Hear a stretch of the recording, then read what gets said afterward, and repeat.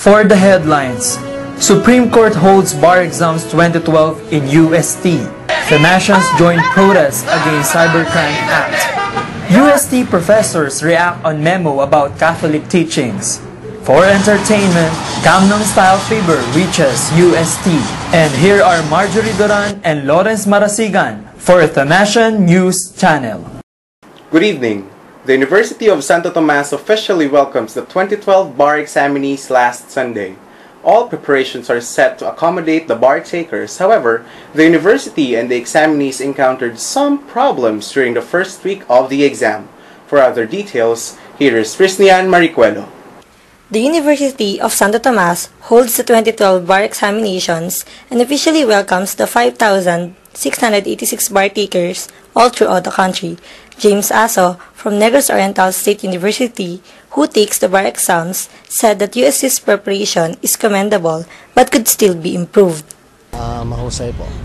Maayos naman yung classroom, very arranged and conducive for studying. Ano na lang siguro yung available food pagkatapos ng exam siguro. Kasi hindi alam yung canteen minsan, diba? Kanina kagaya ng kasamahan ko, kanina gustong mananghalian, may nagdala ng baon, nahirapan po siyang maghanap. Faculty of Civil Law Secretary Attorney Arthur Capili said that the university was chosen because of its security with the presence of 4 major streets, España, Pinaval, Lacson, and Dapitan, wherein the control of bar takers is manageable. He also said that UST is conducive for studying and has numerous buildings which provide many options if adjustments are needed. It's also a showcase of our hospitality, and that's why when Dean Divina said that you're always welcome here in UST, they were all they were unanimous, of course, in saying they really like it here. So I think that's probably for the long haul, UST will be the venue of the bar exam. No? The bar exams was originally set in November but was rescheduled to the Supreme Court on the 4 Sundays of October. This is RISNIE and MARICUELO reporting for Thomasian News Channel. The Cybercrime Prevention Act sparked controversy a day before its promulgation.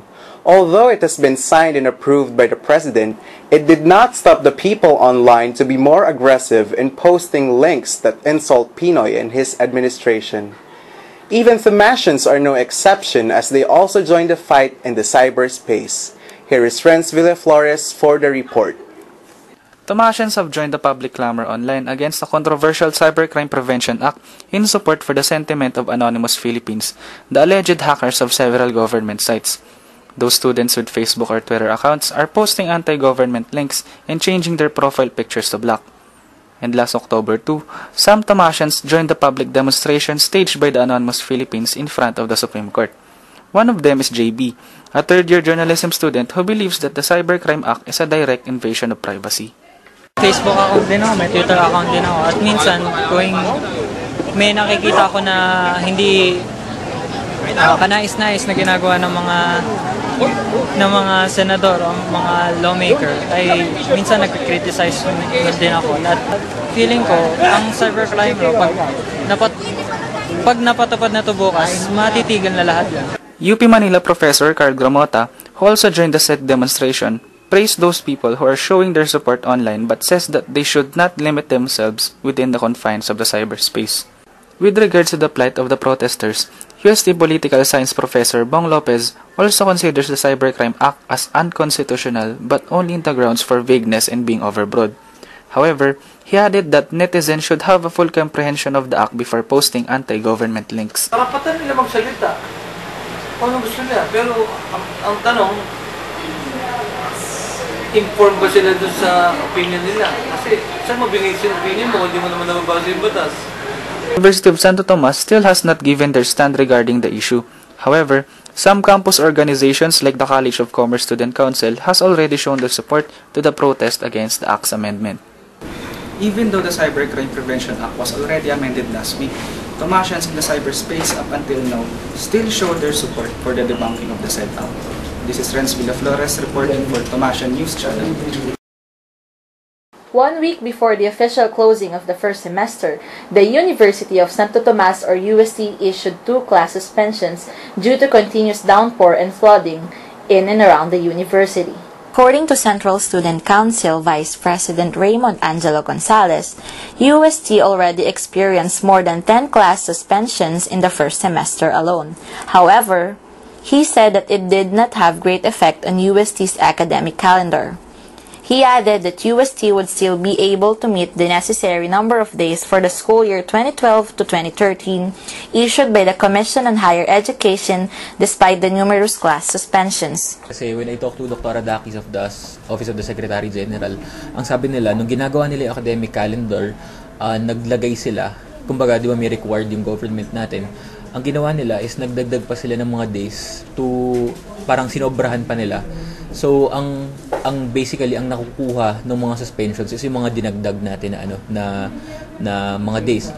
Thus, Gonzalez said that there is no plan on further extending the semester, and the only reason the university moved the semestral break to a later date was to attend to the missed lessons covered for the final examinations. For the Thomasian News Channel's Health News, as part of the University of Santo Tomas or UST's Health Service Disease Prevention Program, Thomasians are being warned of a newly identified virus by the World Health Organization or WHO.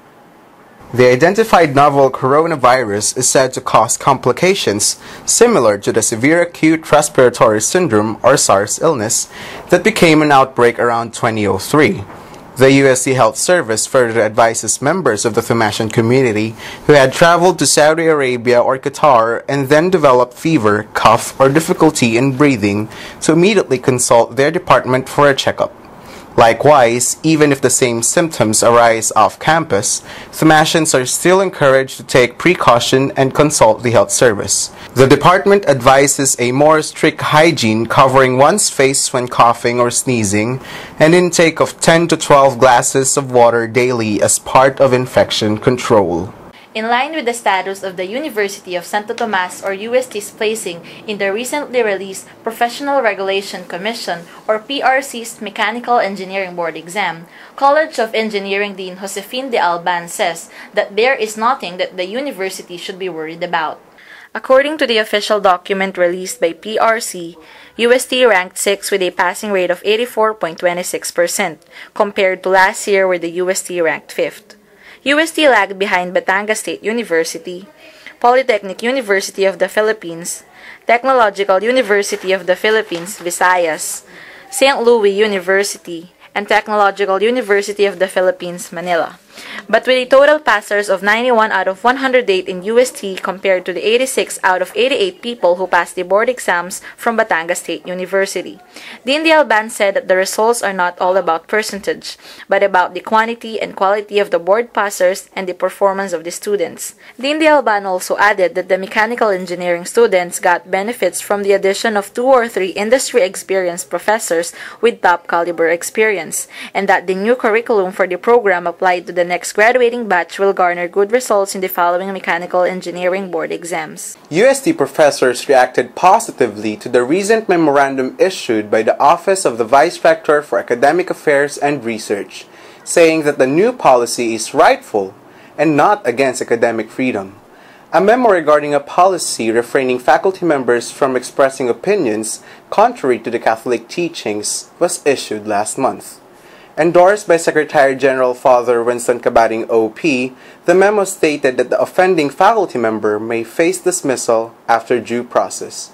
For other details, here is Denise Purugganan. Assistant Professor MARJORIE, the College Secretary of the College of Commerce and Business Administration, has been teaching for 7 years in UST.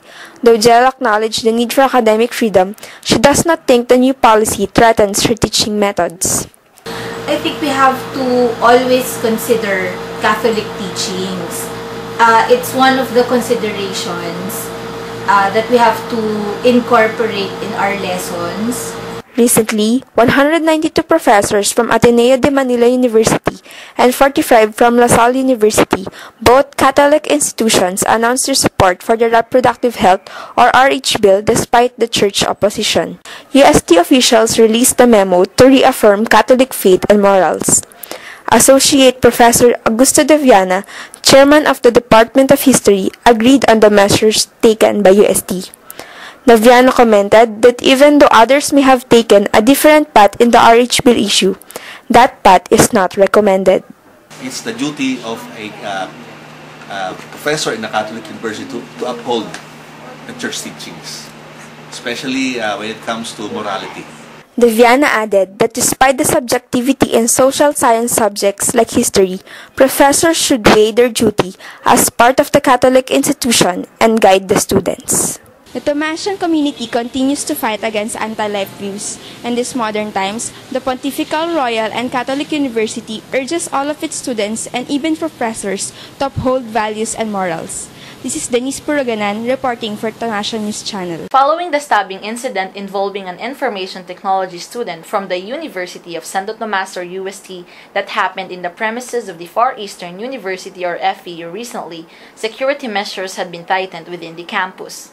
UST has yet to give its comment regarding the FEU incident, but UST Security Office Head Joseph Badinas said that the security procedures in the campus are now strictly implemented to avoid such incidents.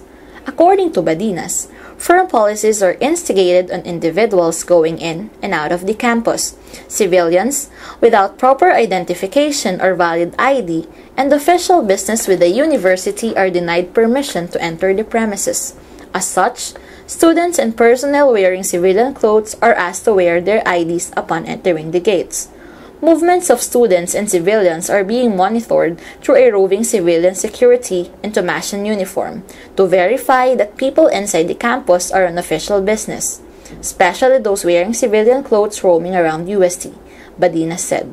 Badinas further added that to lessen crimes happening, cooperation from Thomasians are valuably needed. Dapat doon sa lahat ng mga nangyari,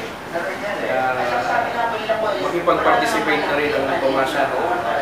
Dapat pag pumasok sila dito sa UST campus, sa gate pa lang dapat nakasabit na yung ID.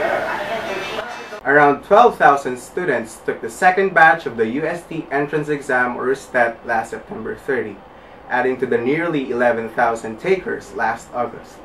The UST Office of Admissions or OFAD said that it plans to review the content and the difficulty level of the exam. OFAD added that the reason for this was to improve the standard of admission in the university. Here is GERVIE ESTELLA for the report. In the recent years, only 1 out of 5 or 20% of the students who take the UST entrance exam passes. However, several USTET takers interviewed by Thomasian News Channel said the test was easy compared to the entrance exams of other universities. Okay lang po. Ang medyo mahirap lang po yung sa oras lang po yung time pressure pero madali naman po kumpara sa UPCAT exam po. Compared sa ibang exams, halimbawa sa UPCAT, mas madali para sa akin yung USTET kasi yung mga lessons na nandun na natakal na namin. Kumpara sa UP na pinag-examan ko, mas madali yun dito. Saka hindi naubusan ng oras. OFAD Officer in Charge Associate Professor Mary Vargas said the office plans to check on the content of USTET to improve its standard.